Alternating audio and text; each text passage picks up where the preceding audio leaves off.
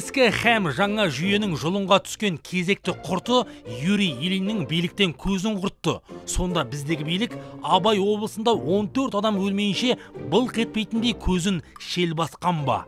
Бұл малдың монологы. Арнаға жазыл, лайк бас, біз бастаймыз.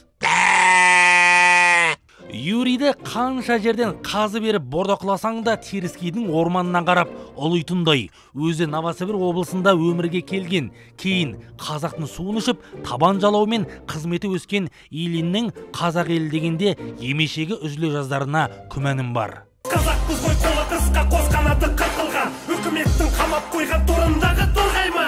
2020 жылы төтенше жағдайлар министрі болып тағайындалғаннан бері қазақ даласы апаттан арылмады. Былтыр қыркүйекте Қостанайдың даласын өрт жалмады. 43 мың гектар орман қоры күлге ұшты. 100-ден астам тұрғын үйсіз қалды. Бір адам ажал құшты. Сол кезде бізде мынадай техника бар, бөлінген миллиардтармен бәрін қарқ қыламыз деген министрдің өзі де, орынбасары да мақтанымен жұртты жұтқызды. 22 год вообще был бюджет у нас 115 миллиардов.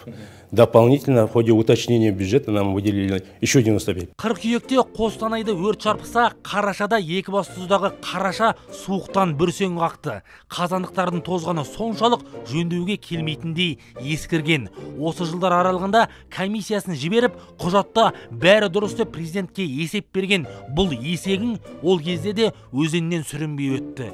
Халық тағы да жұтты. Билік Ильинге кезекті рет көз жұмды, бір жерін қысқан, бірақ ол жоқ. Проблемы, которые есть, мы их не скрываем, мы от них не убегаем. Почему никогда в лесничествах нету запчастей, ничего нету? Все машины у них вечно сломанные. Енді міне, Абайдың елі қара жамылып, аспанын қара түтін торлады. Айдың күннің аманында 14 адамнан айырылып, ботадай боздаған жақындарына қай бетіңмен бардың.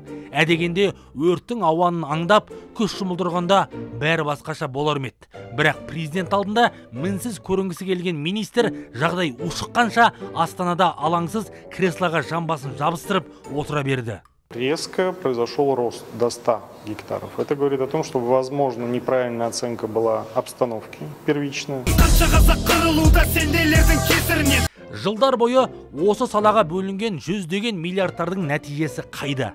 Не бір оңған техникасы, не жолы, не жартып берген айлығы жоқ.